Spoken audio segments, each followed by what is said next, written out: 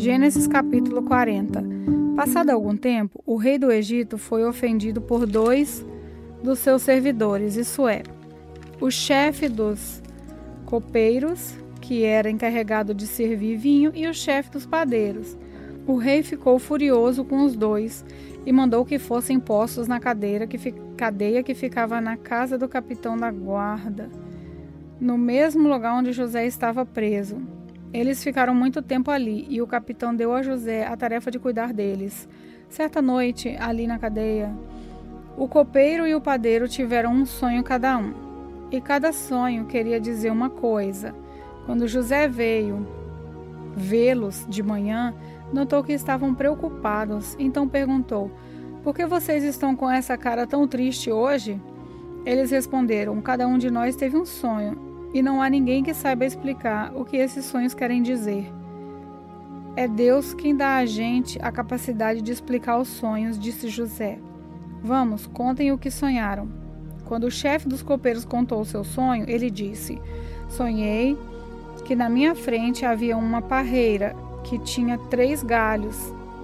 Assim que as folhas caíam, apareciam as flores, e elas viraram uvas maduras. Eu estava segurando o copo do rei, exprimia as uvas no copo e entregava ao rei." José disse: "A explicação é o seguinte: os 3 galhos são 3 dias. Daqui a 3 dias, o rei vai mandar soltá-lo. Você vai voltar ao seu trabalho e servirá vinho ao rei, como fazia antes. Porém, quando você estiver muito bem lá, lembre de mim e, por favor, tenha a bondade de falar a meu respeito com o rei, ajudando-me assim sair dessa cadeia. A verdade é que foi a força que me tiraram da terra dos hebreus e me trouxeram para o Egito. E mesmo aqui no Egito não fiz nada para vir parar na cadeia." Quando o chefe dos padeiros viu que a explicação era boa, disse: "Eu também tive um sonho. Sonhei que estava carregando na cabeça 3 cestos de pão. No cesto haviam todo tipo de comida assada e os padeiros fazem para o rei. E as aves vinham e comiam dessas comidas." José explicou assim: "O seu sonho quer dizer isso. Os 3 cestos são 3 dias. Daqui a 3 dias, o rei vai soltá-lo e vai mandar cortar a sua cabeça, pois o seu corpo será pendurado num poste de madeira e as aves comerão a sua carne."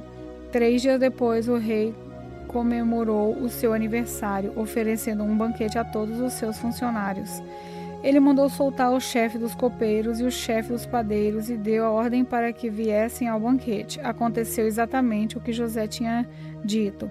O rei fez com que o copeiro voltasse ao seu antigo trabalho de servir vinho ao rei e mandou que o padeiro fosse executado. Porém, o chefe dos copeiros não lembrou de José, esqueceu dele completamente. Gênesis capítulo 41. 2 anos se passaram. Um dia, o rei do Egito sonhou que estava de pé na beira do rio Nilo. De repente, saíram do rio 7 vacas bonitas e gordas que começaram a comer o capim da beira do rio. Logo em seguida, saíram do rio outras 7 vacas feias e magras, que foram ficar perto das primeiras vacas na beira do rio, e as vacas feias e magras engoliam as bonitas e gordas. E o rei acordou, mas tornou a dormir e teve outro sonho. Dessa vez, ele viu 7 espigas de trigo que saíam de um mesmo pé. Elas eram boas e cheias de grão. Depois saíram 7 espigas secas e queimadas pelo vento quente do deserto, e elas engoliam as 7 espigas cheias e boas. O rei acordou. Tinha sido um sonho. De manhã, ele estava muito preocupado e, por isso, mandou chamar todos os adivinhos e todos os sábios do Egito. O rei contou os seus sonhos, mas nenhum sábio foi capaz de dar explicação. Então o chefe do copeiros disse ao rei: "Chegou a hora de confessar um erro que cometi. Um dia o Senhor ficou com raiva de mim e o chefe dos padeiros e nos mandou para a cadeia, na casa do capitão da guarda. Certa noite, cada um de nós teve um sonho, e cada sonho queria dizer uma coisa. Lá na cadeia estava com a gente um moço hebreu, que era escravo do capitão da guarda. Contamos a esse moço, os nossos sonhos, e ele explicou o que queria dizer. E tudo deu certo, exatamente como ele havia falado. Eu voltei para o meu serviço e o padeiro foi enforcado. Então o rei mandou chamar José, e foram depressa tirá-lo da cadeia. Ele fez a barba, trocou de roupa e se apresentou ao rei. Então o rei disse: eu tive um sonho que ninguém consegue explicar. Ouvi dizer que você é capaz de explicar sonhos. Isso não depende de mim, respondeu José. É Deus quem vai dar uma resposta para o bem do Senhor, o rei. Aí o rei disse: sonhei que estava de pé na beira do rio Nilo. De repente saíram do rio 7 vacas bonitas e gordas que começaram a comer o capim na beira do rio. Depois saíram outras 7 vacas, mas essas eram feias e magras. Em toda a minha vida eu nunca vi no Egito vaca tão feia como aquela. E as vacas feias e magras engoliram as bonitas e gordas, mas nem dava para notar isso, pois elas continuaram tão feias como antes. Então eu acordei. Depois tive outro sonho. Eu vi 7 espigas de trigo boas e cheias de grãos, as quais saíram de um mesmo pé. Depois saíram 7 espigas secas e queimadas pelo vento quente do deserto, e elas engoliram as 7 espigas cheias e boas. Eu contei os sonhos aos adivinhos, mas nenhum deles foi capaz de explicá-lo. Então José disse ao rei: os 2 sonhos querem dizer a mesma coisa. Por meio deles, Deus está dizendo ao Senhor o que ele vai fazer. As 7 vacas bonitas são 7 anos, e as 7 espigas boas também são. Os 2 sonhos querem dizer uma só coisa. As 7 vacas magras e feias que saíram do rio Nilo depois das bonitas, e também as 7 espigas secas e queimadas pelo vento quente do deserto, são 7 anos em que vai faltar comida. É exatamente como eu disse. Deus mostrou ao Senhor, o rei, o que ele vai fazer. Virão 7 anos em que vai haver muito alimento em todo o Egito. Depois virão 7 anos de fome, e a fome será tão terrível que ninguém lembrará do tempo em que houve muito alimento no Egito. A repetição do sonho quer dizer que Deus resolveu fazer isso e vai fazer logo. E José continuou: portanto, será bom que o Senhor, o rei, escolha um homem inteligente e sábio e o ponha para dirigir o país. O rei também deve escolher homens que ficarão encarregados de viajar por todo o país para recolher a 5ª parte de todas as colheitas durante os 7 anos em que elas forem boas. Durante os anos bons que estão chegando, esses homens ajuntarão todo o trigo que puderem e o guardarão em armazéns nas cidades, sendo tudo controlado pelo Senhor. Assim, o mantimento servirá para abastecer o país durante os 7 anos de fome do Egito, e o povo não morrerá de fome. O conselho de José agradou ao rei e aos seus funcionários, e o rei lhe disse: não poderíamos achar ninguém melhor para dirigir o país do que José, o homem em quem está o Espírito de Deus. Depois virou-se para José e disse: Deus lhe mostrou tudo isso, e assim está claro que não há ninguém que tenha mais capacidade e sabedoria do que você. Você vai ficar encarregado do meu palácio, e todo o meu povo obedecerá às suas ordens. Só eu terei mais autoridade do que você, pois sou o rei. Nesse momento eu ponho como governador de todo o Egito. Então o rei tirou do dedo o seu anel sinete e o colocou no dedo de José. Em seguida mandou que o vestissem com roupas de linho puro e pôs uma corrente de ouro no seu pescoço. Depois fez com que José subisse no carro reservado para a maior autoridade do Egito, depois do rei, e mandou que os seus homens fossem na frente dele, gritando: abra um caminho. Assim, José foi posto como governador de todo o Egito. O rei disse a José: eu sou o rei, mas sem a sua licença ninguém poderá fazer nada em toda a terra do Egito. O rei pôs em José o nome de Zafenate Paneia e lhe deu como esposa Asenate, filha de Potífera, que era sacerdote da cidade de Heliópolis. José tinha 30 anos quando entrou para o serviço do rei do Egito. Ele saiu da presença do rei e viajou por todo o Egito. Durante os 7 anos de fartura, a terra produziu cereais em grande quantidade, e José ajuntou todos os cereais e os guardou em armazéns nas cidades, ficando em cada cidade os cereais colhidos nos campos vizinhos. José ajuntou tanto mantimento que desistiu de pesar, pois não dava mais, parecia a areia da praia do mar. Antes de começarem os anos de fome, José teve 2 filhos com a sua mulher Asenate. Pôs no primeiro o nome de Manassés e explicou assim: Deus me fez esquecer todos os meus sofrimentos e toda a família do meu pai. No segundo filho pôs o nome de Efraim e disse: Deus me deu filhos no país onde tenho sofrido. Então acabaram-se os 7 anos de fartura no Egito e, como José tinha dito, começaram os 7 anos de fome. Nos outros países o povo passava fome, mas em todo o Egito havia de comer. Quando os egípcios começaram a passar fome, foram pedir alimentos ao rei. Ele disse: Vão falar com José e façam o que ele disser. Quando a fome aumentou no país inteiro, José abriu todos os armazéns e começou a vender cereais aos egípcios. E de todos os países vinha gente ao Egito para comprar cereais de José, pois no mundo inteiro havia uma grande falta de alimentos. Gênesis capítulo 42. Quando José soube que havia mantimentos no Egito, disse a seus filhos: Por que vocês estão aí de braços cruzados? Ouvi dizer que no Egito há mantimentos. Vá até lá e comprem cereais para não morrermos de fome. Então, os 10 irmãos de José, por parte de pai, foram até o Egito para comprar mantimentos.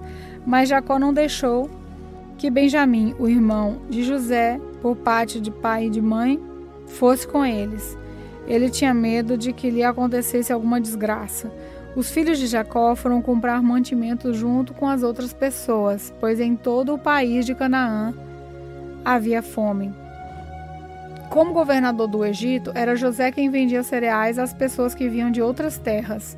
Quando os irmãos de José chegaram, eles se ajoelharam na frente dele e encostaram o rosto no chão. Logo que José viu os seus irmãos, ele os reconheceu, mas fez de conta que não os conhecia.